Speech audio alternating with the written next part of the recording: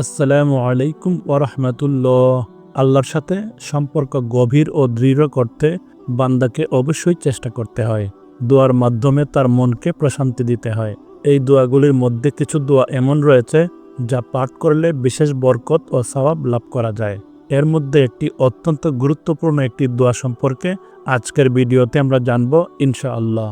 এটি শুধু এক ধরনের দোয়া নয়, বরং জীবনের প্রতিটি পদক্ষেপে আল্লাহর প্রতি আনুগত্য ও ভালোবাসার এক প্রকাশ, যা রাসূল সাল্লাল্লাহু আলাইহি ওয়াসাল্লাম আমাদেরকে শিখিয়েছেন। তিনি বলেছেন, যে ব্যক্তি এই দোয়া দৃঢ় বিশ্বাসের সাথে পড়বে সে জান্নাতের অধিকারী হবে। এটি এক ধরনের জীবনের বিশ্বাস, আস্থা, মহান আল্লাহ তাআলার প্রতি আনুগত্য ও আত্মসমর্পণের একটি অনন্য উদাহরণ। রাসূল সাল্লাল্লাহু আলাইহি ওয়াসাল্লাম বলেন, যে ব্যক্তি দৃঢ় বিশ্বাসের সাথে এই দোয়া পাঠ করবে, দিনে পাঠ করে রাতে মারা গেলে কিংবা রাতে পাঠ করে দিনে মারা গেলে সে জান্নাতি হবে। সুবহানাল্লাহ।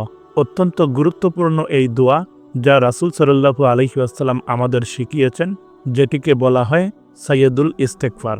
দোয়াটি হলো, আল্লাহুম্মা আনতা রব্বি লা ইলাহা ইল্লা আনতা খালাকতানি ওয়া আনা আবদুকা ওয়া আনা আলা আহদিকা ওয়া ওয়া'দিকা মাস্তাতআতু আউযু বিকা মিন শাররি মা সানা'তু আবুউ লাকা বিনি'মাতিকা আলাইয়া ওয়া আবুউ বিযামবি ফাগফিরলি ফাইন্নাহু লা ইয়াগফিরুয যুনুবা ইল্লা আনতা।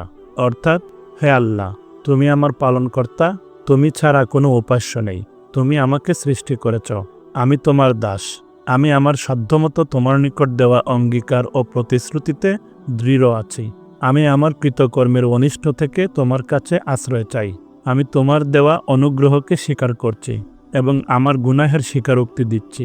তুমি আমাকে ক্ষমা করো, কারণ তুমি ছাড়া পাপসমূহ ক্ষমা করার কেউ নেই। এই দোয়াটি আমাদের জীবনে শান্তি, সান্ত্বনা এবং আল্লাহর সাথে সম্পর্কের দৃঢ়তা সৃষ্টি করে। রাসূল সাল্লাল্লাহু আলাইহি ওয়াসাল্লামের নির্দেশনা অনুযায়ী যেই ব্যক্তি এই দোয়া দৃঢ় বিশ্বাসের সাথে দিনে বা রাতে পড়ে এবং মৃত্যু তার কাছে আসে, সে জান্নাতের নিশ্চয়তা লাভ করবে। এটি শুধু এক ধরনের দোয়া নয়, বরং জীবনের প্রতিটি পদক্ষেপে মহান আল্লাহ তাআলার প্রতি আনুগত্য ও ভালোবাসার এক প্রকাশ। আল্লাহ তাআলার কাছে ক্ষমা চাওয়া তার প্রতি আনুগত্য ও বিশ্বাসের প্রমাণ হিসেবে এই দোয়া আমাদের জীবনকে আলোকিত করতে সাহায্য করবে। তাই আসুন আমরা নিয়মিত সাইয়্যিদুল ইস্তেগফার পাঠ করার আমল করি। মহান আল্লাহ তাআলা আমাদেরকে সাইয়্যিদুল ইস্তেগফার নিয়মিত আমল করার তৌফিক দান করুন। আমিন।